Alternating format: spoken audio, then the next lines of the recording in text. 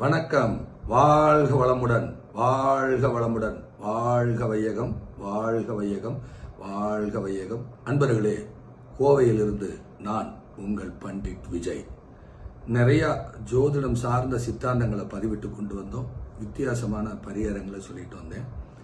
இன்னைக்கு மக்களாகிய உங்களிடம் பகிர்ந்து கொள்வதற்காக ஒரு விஷயத்தை இன்னைக்கு பகிர்ந்து கொள்ள போறோம்.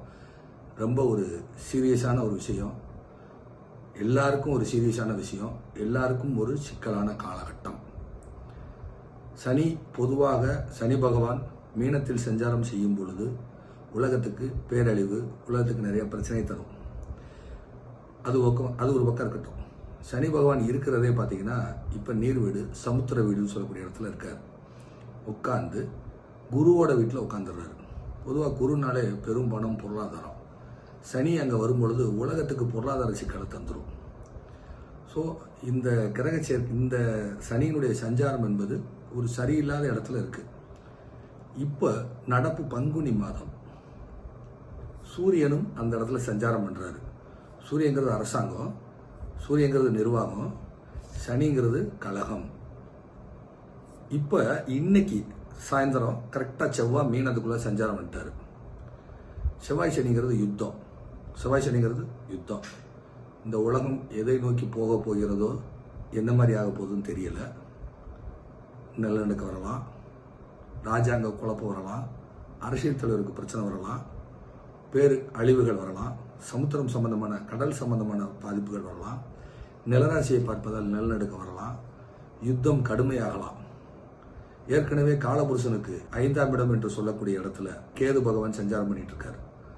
கும்பத்தில் ராகு பகவான் சஞ்சாரம் பண்ணிட்டு இருக்காரு. அப்ப சிம்மத்திலிருந்து ரிவர்ஸ்ல வந்தீங்கன்னா சிம்மம் 1, கன்னி 2, துலாம் 3, விருச்சிகம் 4. கும்பத்தில் இருக்கக்கூடிய ராகு அதுல இருந்து ரிவர்ஸ்ல வந்தீங்கன்னா கும்பம் 1, மகரம் 2, தனுசு 3, விருச்சிகம் 4. ஸோ விருச்சிகம் தான் கல்ஃப் கண்ட்ரி.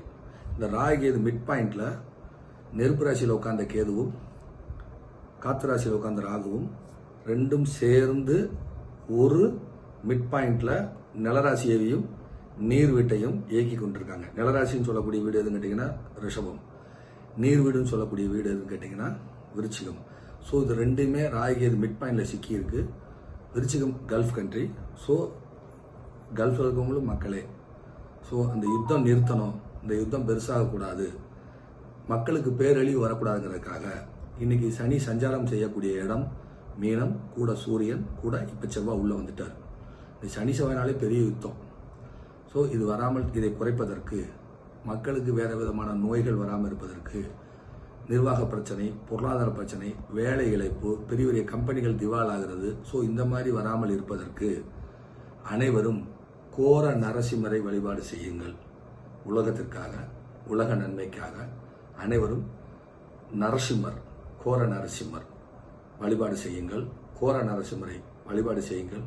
கோர நரசிம்மரை பிரார்த்தனை செய்யுங்கள். இந்த உலகம் உங்கள் கையில், நரசிம்மர் கையில்.